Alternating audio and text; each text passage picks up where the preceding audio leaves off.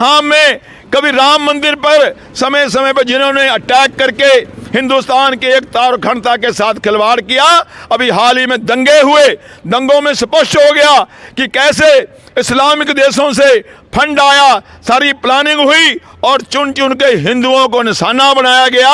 वो भी तब जब यहाँ पर ट्रंप आए हुए थे। ट्रंप के होते हुए जानबूझ के दंगा किया गया। तो आज फ्रांस के अंदर निहत्थे अध्यापक को मार दिया गया, चर्च में घुस के बुजुर्गों को मार दिया गया। ये खुल्लम खुल्ला गुंडागर्दी है, ये आतंकवाद है।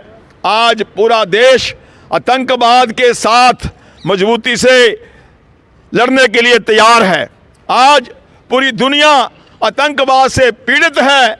ऐसे में यूनाइटेड हिंदू फ्रंट अपना विरोध दर्ज करवाने यहाँ आया है।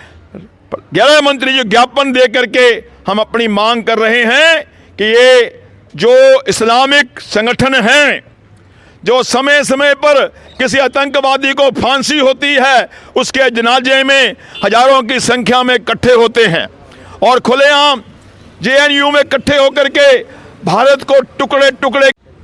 सर, जिस हिसाब से हिंदुस्तान के अंदर हिंदुस्तान के मुसलमान भी माइक्रोन का विरोध कर रहे हैं, क्या कहना है इसके बारे में? देखिए, हमारा स्पष्ट कहना है कि अगर कोई कार्टून बना है पैगंबर मोहम्मद का, वो बना है फ्रांस में, हिंदुस्तान में तो कुछ हुआ नहीं। अगर आपको ज़्यादा ही ये बात इतनी गलत लगती है तो आप जाएं पाकिस्तान, आप जाएं बांग्लादेश, आप जाएं फ्रांस। हिंदुस्तान की सड़कों पे हजारों की संख्या में इकट्ठे होकर के जो हिंदुस्तान का भाईचारा और माहौल शांति भंग की जा रही है, उसका हम डट के विरोध कर रहे हैं। इस्लामिक आतंकवाद आज पूरी दुनिया में चुनौती बनता जा रहा है। इस्लामिक आतंकवाद एक तरफ लव जिहाद करके हमारी हिंदुओं की बहन बेटियों को बहला के फुसला के ले जा रहा है। अगर कोई बहन बेटी उनकी बात नहीं मानती तो उसका खुलेआम मर्डर कर दिया जा रहा है। वहीं दूसरी ओर दंगे करवा करके, दिल्ली में दंगे हुए हैं, दंगे करवा करके देश की एकता और अखंडता को तोड़ने का काम किया जा रहा है। और आज फ्रांस की घटना को लेकर के हिंदुस्तान की सड़कों पे हजारों की संख्या में जो मुसलमान इकट्ठे होकर के और दंग मचा रहे हैं, देश का वातावरण खराब कर रहे हैं, वो हिंदुस्तान की जनता बर्दाश्त नहीं करेगी। हमारा स्पष्ट मानना है कि हिंदुस्तान चलेगा हिंदुस्तान के संविधान के अनुसार। हिंदुस्तान में कोई इस्लामिक राष्ट्र नहीं है कि आपकी शरीयत चलेगी, आपकी गुंडागर्दी चलेगी। इसलिए हम आज भारत के गृह मंत्री से मांग कर रहे हैं कि राष्ट्रीय गृह मंत्री जी, जो इस्लामिक आतंकवाद जिस तरह धीरे धीरे धीरे अपना हिंदुस्तान में फन फैला रहा है, आज पूरी दुनिया के लिए चुनौती बन रहा है। ये ठीक है कि अंतर्राष्ट्रीय मंचों पर हमारी भारत सरकार आतंकवाद के खिलाफ खड़ी हुई है, फ्रांस के साथ खड़ी है, अमेरिका के साथ खड़ी है, मगर हिंदुस्तान में जिस तरह से ये लोग आतंकवाद बचा रहे हैं, आए दिन हजारों की संख्या में इकट्ठे होकर के वातावरण को दूषित कर रहे हैं, जरूरत है इनको यहाँ पर सख्ती से कुचला जाए। ये इस्लामिक आतंकवाद आज कोरोना से भी बड़ा खतरा बन के उभर रहा है। इसलिए सर, जिस हिसाब से कांग्रेस पार्टी भोपाल में इस्लामिक कट्टरवादियों के साथ में मिलकर कल प्रदर्शन कर रही थी, इसके बारे में क्या कहना? क्या कांग्रेस का असली चेहरा सामने आ गया, सबके सामने, दुनिया के सामने? जब जब भी जहाँ जहाँ आतंकवाद हुआ है, कांग्रेस ने हमेशा इसको सपोर्ट किया है। पंजाब में भिंडरावाला पैदा किया गया, आतंकवाद ने पूरे पंजाब को कीला और जहाँ जहाँ भी मुसलमानों के ऊपर बात आती है, पूरी कांग्रेस पार्टी इकट्ठा होकर उसके साथ खड़ा हो जाती है। आज जिस तरह से भोपाल के अंदर कांग्रेस का एक एमएलए खुलेआम ललकार रहा है, खुलेआम देश की एकता और अखंडता को चुनौती दे रहा है, आज कांग्रेस के नेता उसके साथ खड़े हुए हैं। लगता है कि कांग्रेस देश के साथ नहीं है, 100 करोड़ हिंदुओं के साथ नहीं है। कांग्रेस लगता है इन कटमुल्लों के साथ है, इन आतंकवादियों के साथ है। जो समय समय पर कभी पार्लियामेंट में, कभी अक्षरधाम में, कभी राम मंदिर पर समय समय पर जिन्होंने अटैक करके हिंदुस्तान की एकता और अखंडता के साथ खिलवाड़ किया, अभी हाल ही में दंगे हुए, दंगों में स्पष्ट हो गया कि कैसे इस्लामिक देशों से फंड आया, सारी प्लानिंग हुई और चुन चुन के हिंदुओं को निशाना बनाया गया। वो भी तब जब यहाँ पर ट्रंप आए हुए थे। ट्रंप के होते हुए जानबूझ के दंगा किया गया। तो आज फ्रांस के अंदर निहत्थे अध्यापक को मार दिया गया, चर्च में घुस के बुजुर्गों को मार दिया गया। ये खुल्लम खुल्ला गुंडागर्दी है, ये आतंकवाद है। आज पूरा देश आतंकवाद के साथ मजबूती से लड़ने के लिए तैयार है। आज पूरी दुनिया आतंकवाद से पीड़ित है। ऐसे में यूनाइटेड हिंदू फ्रंट अपना विरोध दर्ज करवाने यहाँ आया है। 11 मंत्री जी ज्ञापन दे करके हम अपनी मांग कर रहे हैं कि ये जो इस्लामिक संगठन हैं, जो समय समय पर किसी आतंकवादी को फांसी होती है, उसके जनाजे में हजारों की संख्या में इकट्ठे होते हैं और खुलेआम जेएनयू में इकट्ठे होकर के भारत को टुकड़े टुकड़े की बात करते हैं। खुलेआम आज ये लोग धारा 370 को फिर लागू करवाने की बात करते हैं। ऐसे जो भी लोग हैं, चाहे वह महबूबा मुफ्ती है, चाहे फारूक अब्दुल्ला है, और कांग्रेस भी उनके साथ खड़ी हुई है। तो बंधुओं, ये लोग देश के साथ नहीं हैं, ये देश के गद्दारों के साथ हैं, राष्ट्र विरोधियों के साथ हैं, आतंकवादियों के साथ हैं। ऐसी कांग्रेस की दुर्गति आप देख रहे हो, धीरे धीरे क्या होती जा रही है। जो थोड़ी बहुत बची है वो भी नेस्तनाबूद हो जाएगी, क्योंकि आज देश का 100 करोड़ हिंदू खड़ा हो गया है। हिंदुस्तान में इनकी गुंडागर्दी, इनकी बदमाशी, इनका आतंकवाद अब और बर्दाश्त करने को कतई तैयार नहीं है। इसलिए हम कहना चाहते हैं देश में रहने वाले मुसलमानों को कि आप आतंकवाद का समर्थन करना बंद करो। आप सड़कों पर जाकर के देश की शांति को भंग करना बंद करो। आप इकट्ठे होकर के हिंदुओं को डराना बंद करो। अगर हिंदू भी इकट्ठा होकर सड़कों पर आ गया तो हम एक दिन भी हिंदुस्तान में नहीं रह पाओगे।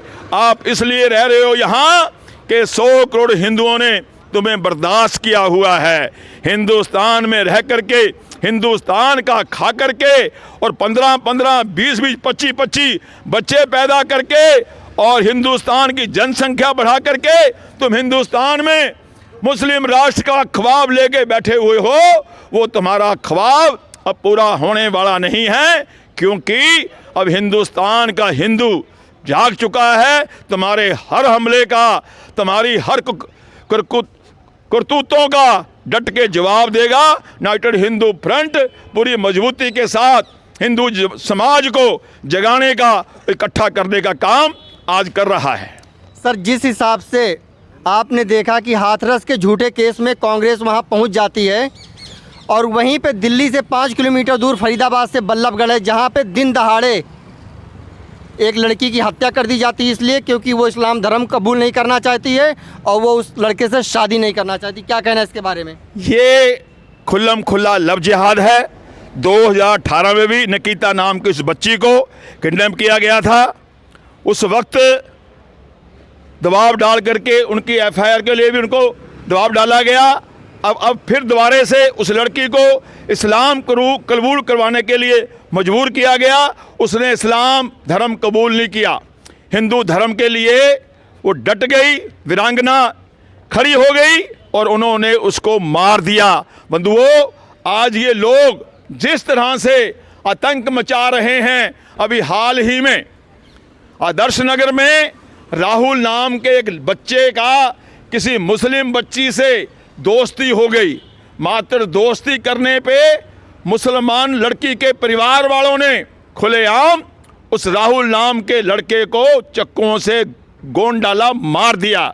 और अभी 2 दिन पहले ही दूसरी घटना हुई है, वो भी आदर्श नगर के आसपास ही हुई है।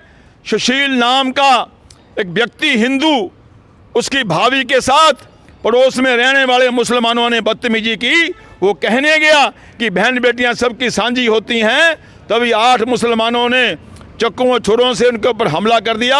सुशील की मौके पे डेथ हो गई। एक भाई हॉस्पिटल में पड़ा हुआ है, अभी भी तड़फ रहा है, और 2 भाई घर में इलाज करवा रहे हैं। इनकी गुंडागर्दी बढ़ती जा रही है और कांग्रेस हाथरस में पहुंच जाती है। यहाँ कांग्रेस नहीं पहुंची। और अभी पिछले दिनों होशियारपुर में एक 6 साल की एक मजदूर की दलित बेटी का भी बलात्कार करके उसकी हत्या कर दी गई। वहाँ कांग्रेस नहीं गई क्योंकि वहाँ पर कांग्रेस का शासन है। ये लोग सिर्फ वहाँ पहुँचते हैं जहाँ इनको वोट बैंक का चक्कर होता है। हिंदुओं के लिए, समाज के लिए, देश के लिए इनके पास कोई समय नहीं है।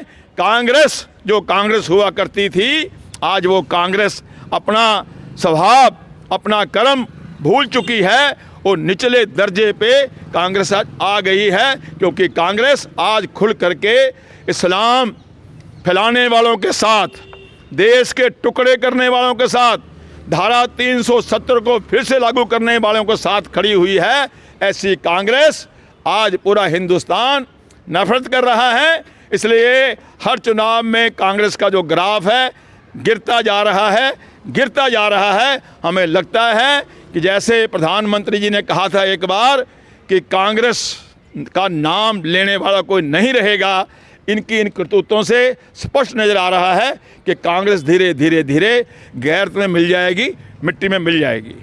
सर, जिस हिसाब से कांग्रेस पुलवामा अटैक हुआ था तो ये बोल रहे थे कि हिंदुस्तान के अंदर चुनाव को लेकर मोदी सरकार ने पुलवामा अटैक करवाया, जबकि कल पाकिस्तान की संसद में फवाद चौधरी ने कबूल किया है कि जो पुलवामा अटैक हुआ है वो सिर्फ़ और सिर्फ पाकिस्तान के इशारे पे हुआ है, और वो भी बाजवा और इमरान खान के इशारे पे हुआ। तो कांग्रेस जिस तरह से बेनकाब हो गई, इस पे क्या कहना आपका?